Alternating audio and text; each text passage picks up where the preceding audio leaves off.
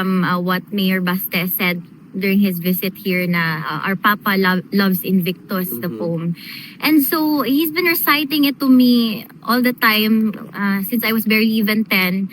Kaya naisip ko, whenever I visit ngayon, mag-recite kami araw-araw hanggang syempre yung memory niya, it's not that good anymore. So dinadahan-dahan ko hanggang memorize niya ulit. And parang every time na he doesn't know the next thing to say, parang nalulungkot siya. But when he realizes that I guide him through the poem, ngumingiti siya. Tapos, it's a very beautiful moment na pati yung guard napapangiti sa kasi hawak kamay tapos sabay kami nag-recite. So I think it's beautiful. Thank you, friend. Yun yung sabi niya daw. Sa lahat, sabihin nyo, di ba ganyan magsalita? Sabihin nyo, Invictus, Invictus. Yun yung sabi Thank you, niya. friend. Okay, I'm good. How was your visit today? Today was good. We talked about not much politics today, not much local news today. More of like life experiences, past experiences, and future plans. That's why as we were talking about the future plans, he said, again, leave it up to God because what man proposes, God disposes daw. Kaya wala, inshallah lang talaga. How do you feel overall? Because it seems that your energy was a little bit, or is a little bit down now. Kasi sinipon ako. I don't know bakit nagsisimula na naman yung medyo may colds ako today and I was in a hurry a while ago because I think you saw medyo matagal kami sa car kasi sa car na ako kumain. Kaya everything was rushed today, but okay naman. We started the visit just a few minutes late lang kasi si PRRD din late. So he was okay. He ate a fair amount today. Masaya naman ako kasi so long as he's okay, I'm okay. Ayun lang, may agreement kami, no water, no Fanta. Kasi bago na yung favorite niya, after ilang decades of Coke Zero, Fanta Zero na naman. Okay. Kit, tomorrow is a very significant moment. Were you able to have a gist of what his overall feeling about the reading of the decision tomorrow? The thing is, whenever there are hearings like that, we don't talk about it to him so that whatever the decision might be, no disappointments ba? So, I'm sure he knows, or I'm sure he will be informed because I saw Nick on the way out, our legal team on the way out, and I'm sure that the legal team will discuss the details with him. Pero kami naman, we don't talk about it para hindi kami ma-disappoint if ever. But obviously, we are hoping. Will you be able to follow or are you planning to follow the proceedings online even? I might online, pero it usually, I decide on a whim Pag ako pakali and feeling ko I need to see this bago ibang tao yung magbalita sa akin, or sometimes naman parang gusto ko sila na yung magsabi sa akin. So we're just really hoping. I know PRRD's hoping as well kasi obviously he misses his family and every time we talk about life outside nalulungkot siya. But I told him na you're here every day. And sometimes, kanina, he asked kung approximately ilan kaya yung sa isang araw. Sabi ko, I don't really count. I just know there are a lot of supporters. But at least, there are people coming every day. In the event, should the appeals decide in favor of the defense team with respect to the jurisdiction, hypothetically, if your father will be freed, what is the one thing that you would ask him to do? I don't think I would ask him to do anything because I know that he has already all these things planned in his head, kung everything he wants to do after, and I just want to let him be, But I would like to, invite him for a Filipino meal doon sa Barrio Pilipinas because I know na although yeah, he is given his meals inside. Iba kumain pag may kasama eh. Actually, during the first few months,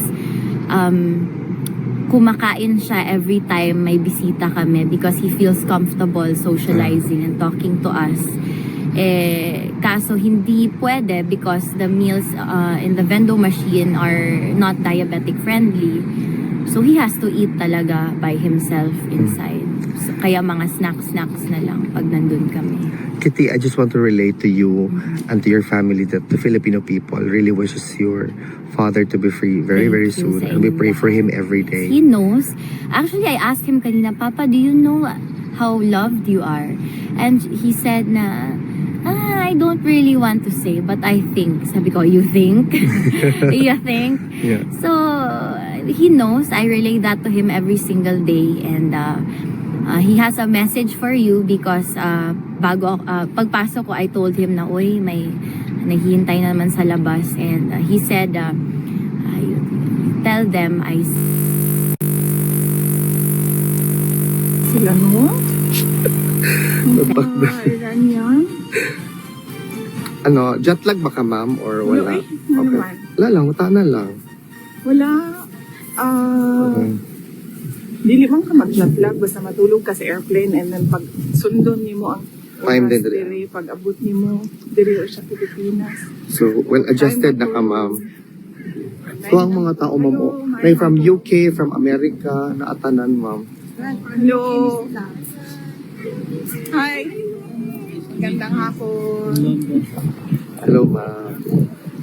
Hello, ma'am. Hello.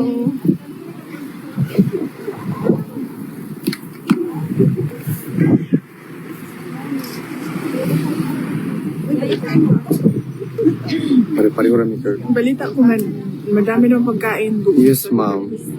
Would you indulge for menu? may Menu? dinuguan, may puto, May ginataan ng may ganaang ng ka. It depends kung ganahan ka. Maka, Malulagi ka. Grabe yung payat nila. lama, sir. Wala. Lain mabudod tayo kung kuan. Kung bukay. Kasi Hmm. heart attack lang. Alam, ma'am, naigo naman ko, ma'am. Sorry, ma'am. Grabe ha, uy. Mau mag-gym na pinako today. Day 1 ako.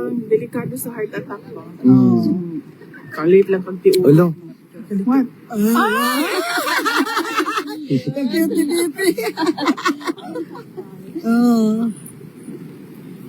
Sabi ni PRD, mahal niya ang Pilipinas. Fair, ma'am. Mahal niya kayo. Mahalin ang Pilipinas. Yan ang message niya. Ma'am, would you indulge us also for an interview?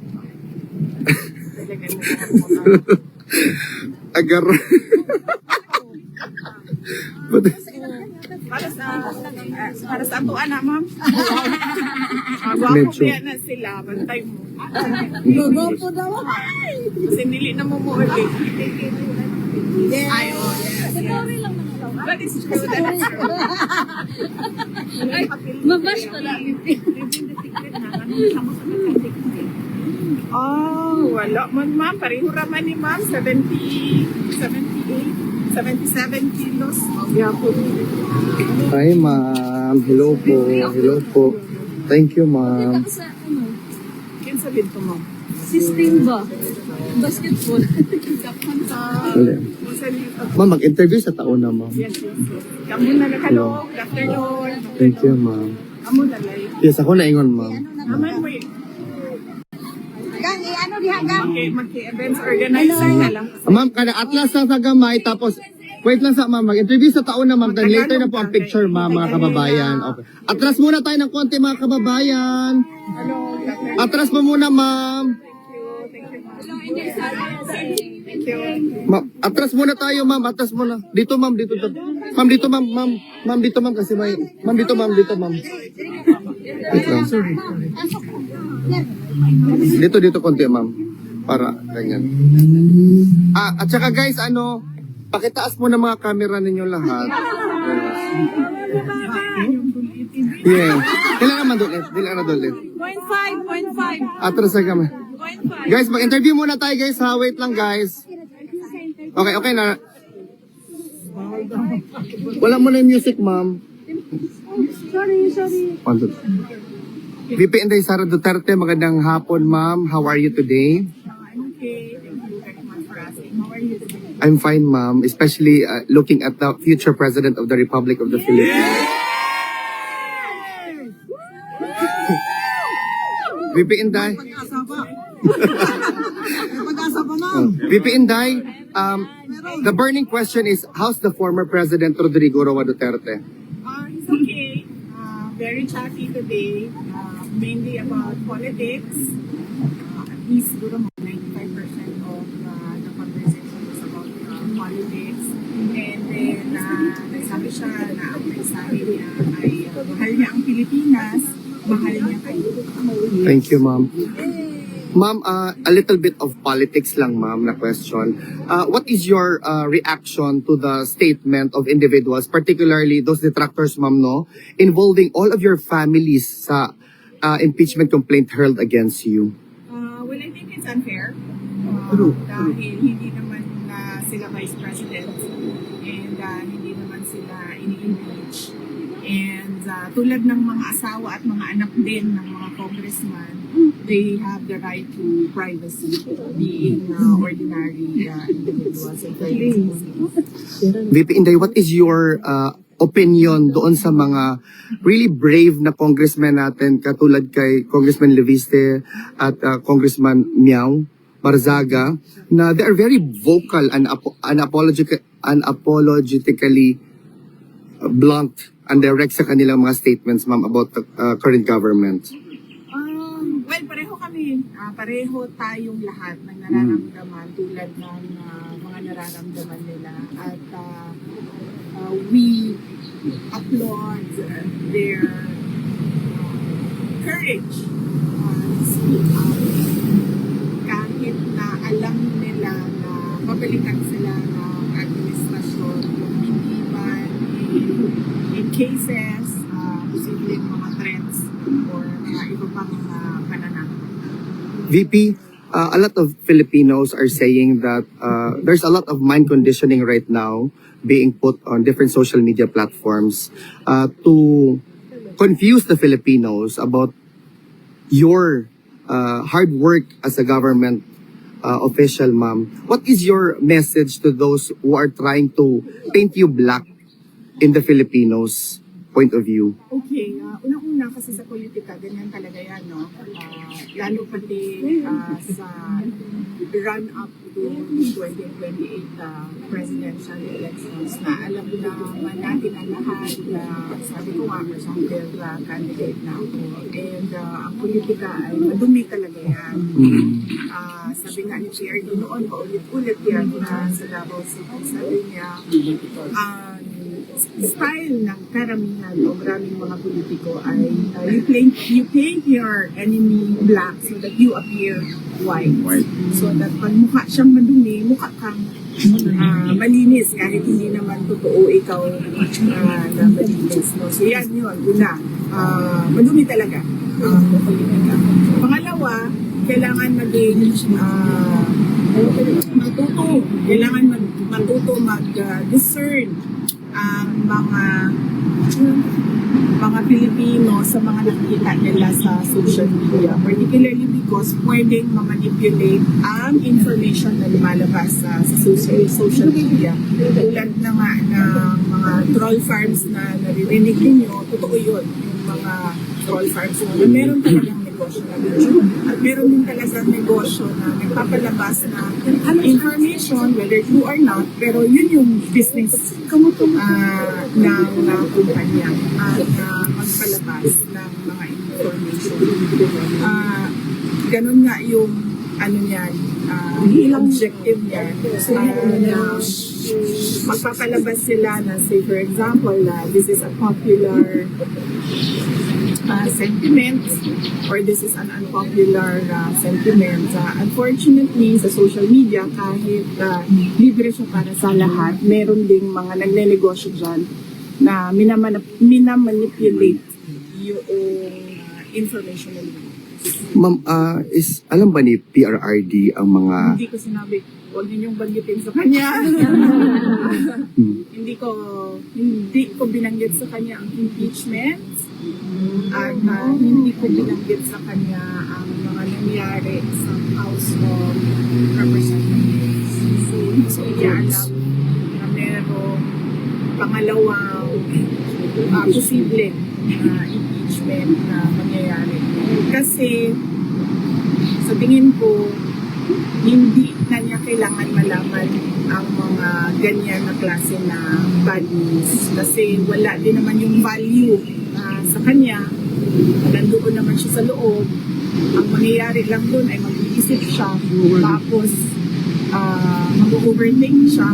Siya lang mag-isa. Hindi siya karapat-dapat para sa isang 81-year-old. Dapat ang alam lang niya ay yung mga happy na mga bagay. Lalo pati nag-iisip tayo na baka nga dyan siya bawian ng buhay sa loob. No? Dyan siya mamamatay sa loob ng detention. So dapat yung maaalala niya at naiisip niya ay yung mga masasayang bagay. Hindi yung mga kalukuhan, korupsyon at abuso ng mga congressman at iba pang politiko kasama na ang administration. VP, were you able to convince PRRD